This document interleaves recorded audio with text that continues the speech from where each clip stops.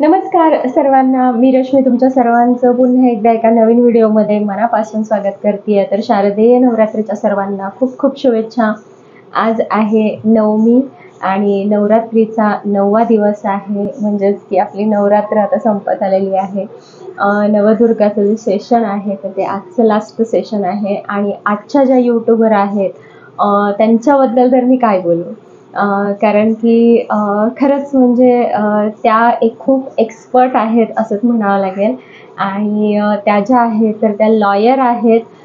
So लातूरच्या madam आहेत त्या आणि आमची जी भेट आहे तर ती अशीच यूट्यूबवरूनच झाली होती।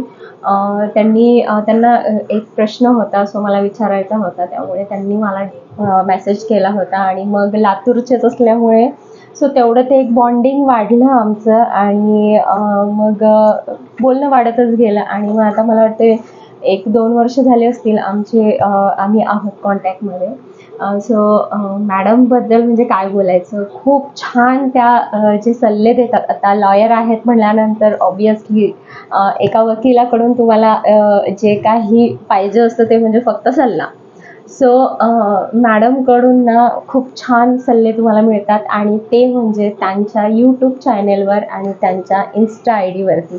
सो त्यांची इन्स्टा आय डी आणि त्यांची जी फेसबुक आय डी आहे, त्याचबरोबर त्यांचं यूट्यूब चॅनल आहे, ते मी सगळं तुम्हाला डिस्क्रिप्शन बॉक्समध्ये देते, तुम्ही जाऊन एकदा नक्की चेकआउट करा।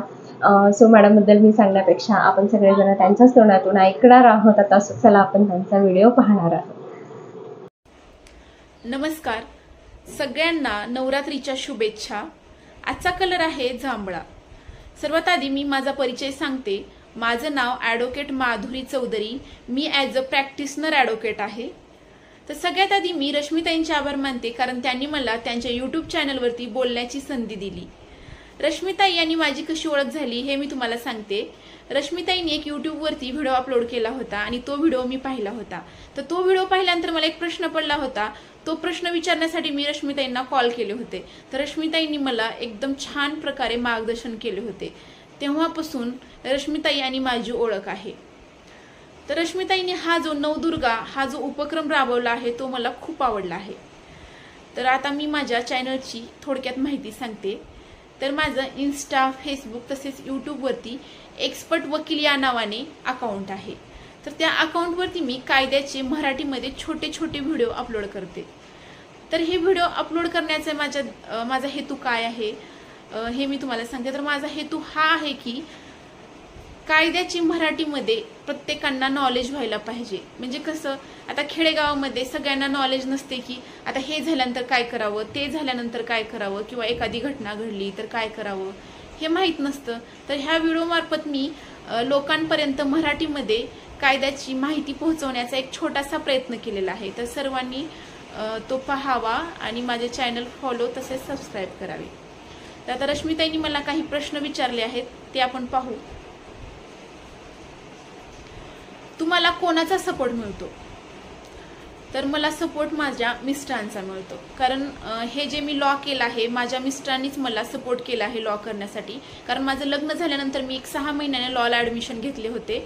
तर लग्न झाल्यानंतर प्रत्येक सासू सासऱ्यांना असं वाटतं की आपली सून घरीच बसावी, घरचीच सगळे गृहिणी म्हणून असावी। पण माझं स्वप्न होतं की मला लॉ करायचं होतं। मी माझ्या मिस्टरांना बोलून दाखवले की मला लॉ करायचं आहे। त्यावेळेस माझ्या मिस्टरांनी मला बोलले की चालतं तू कर, मी घरी सगळ्यांना समजावून सांगेन, मी घरी बोलतो। त्यावेळेस मी ॲडमिशन घेतले आणि माझं 3 वर्षाचं लॉ मी पूर्ण केला। परत मला प्रॅक्टिस करायची होती, त्याही वेळेस मी माझ्या मिस्टरांना बोलले की आता मला एकटीला नको वाटत आहे प्रॅक्टिस करायला, कारण मी खेडेगावामध्ये राहत होते आणि मला प्रॅक्टिसला सिटीमध्ये जावं लागत होतं। तर माझ्या मिस्टरांनी माझ्यासाठी स्वतः लॉला ॲडमिशन घेतलं आणि माझ्यासोबत स्वतः प्रॅक्टिस सुरू केली। म्हणजे इथंपर्यंत माझे मिस्टर मला सपोर्ट करतात प्रत्येक गोष्टीमध्ये। जर मला एखादा प्रॉब्लेम आला आणि मी त्यांना सांगितलं मला असं झालंय, तर ते मला समजावून सांगतात टेन्शन घेऊ नको, जाऊ दे, होत असतं, ही आयुष्यामध्ये प्रत्येकाला काही ना काही प्रॉब्लेम असतो।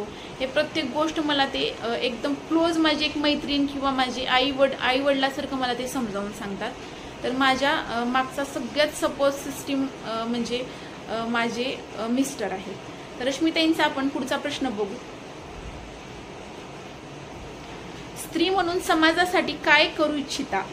तर स्त्री म्हणून मी समाजासाठी मी हे छोटे छोटे मी कायद्याचे व्हिडिओ तर मी कायद्याचं प्रसार करतच आहे. लोकांना माहिती होण्यासाठी कायदा काय आहे मराठीमध्ये समजावून सांगतच आहे.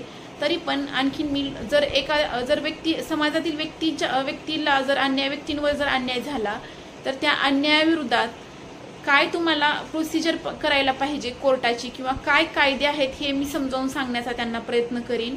मी त्यांना प्रोत्साहन करेन, मी त्यांना मोटिवेट करेन, तसेच मी त्यांना मार्गदर्शन करेन. जर एखादी स्त्री ही माझ्याकडे आली किंवा एखादा पुरुषही माझ्याकडे आला तर मी त्यांना व्यवस्थितरित्या समजावून सांगेन की कायद्यामध्ये तुम्हाला हे करता येईल, कायद्याने तुम्हाला ते करता येईल. तर मी समाजासाठी हे करू शकेन. तर रश्मिताईंचा पुढचा प्रश्न आहे ते आपण पाहू. स्त्रियांना पुढे जाऊ देत नाहीत, यावर तुमचं काय मत आहे? तर हे बरोबर आहे, स्त्रियांना पुढे जाऊ देत नाहीत. कारण कसं असतं, जर एखादी स्त्री पुढे जाण्याचा प्रयत्न करत असेल तर ती दुसरी स्त्री जी असते ती पाय तिचा खेचण्याचा प्रयत्न करत असते. ते म्हणजे कसं, तिला नाव ठेवणे, त्याची बदनामी करणे, तिला बघून हसणे, ही असंच करत आहे, दुसऱ्या बायकांसमोर तिच्याबद्दल वाईट बोलणे, ही असं करत आहे, ती तसं करत आहे.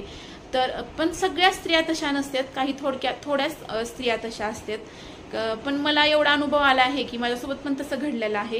कारण ह्या स्त्रियांना खेचण्याचा प्रयत्न करत असतात. तर त्या स्त्रियांकडे तुम्ही लक्ष करू नका की ह्या स्त्रिया अशा बोलल्या, आता मी असंच करते, मी घरीच बसते, आता मी हेच करू शकणार नाही, असं काहीच टेन्शन घेऊ नका. कारण भुंकणारे कुत्रे हे भुंकतच असतात, त्याच्यामुळे त्यांच्याकडे लक्ष देऊ नका. तर रश्मिताईंचा पुढचा प्रश्न आहे ते आपण पाहू. ज्या स्त्रिया आहेत त्यांना काय संदेश द्याल?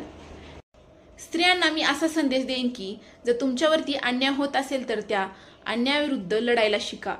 घाबरून न जाता त्या अन्यायाविरुद्ध आवाज उठवायला शिका. लोक काय म्हणतील, समाजामध्ये आपली इज्जत जाईल याच्याकडे दुर्लक्ष करा. स्त्रियांच्या बाजूने अनेक कायदे आहेत, त्यामधील एक कायदा मी तुम्हाला सांगते. BNS सेक्शन 34 आणि 35 मध्ये असे सांगितले आहे की जर एखादा पुरुष एखाद्या स्त्रीवरती अतिप्रसंग करण्याचा प्रयत्न करत असेल किंवा त्या स्त्रीला त्या पुरुषापासून तिच्या जीवितास धोका असेल तर ती स्त्री त्या पुरुषाला मारू शकते. हा या कायद्याने त्या स्त्रीला अधिकार दिलेला आहे. अशा अनेक कायदे आहेत की जे स्त्रियांच्या बाजूने आहेत. जर एखाद्या स्त्रीला पुरुष तिचा पाठलाग करत असेल किंवा एखादा पुरुष त्या स्त्रीला शिवायगीळ करत असेल किंवा एखादा पुरुष त्या स्त्रीच्या चारित्र्यावर बोट दाखवत असेल तर त्यासाठी ही कायदे केलेले आहेत.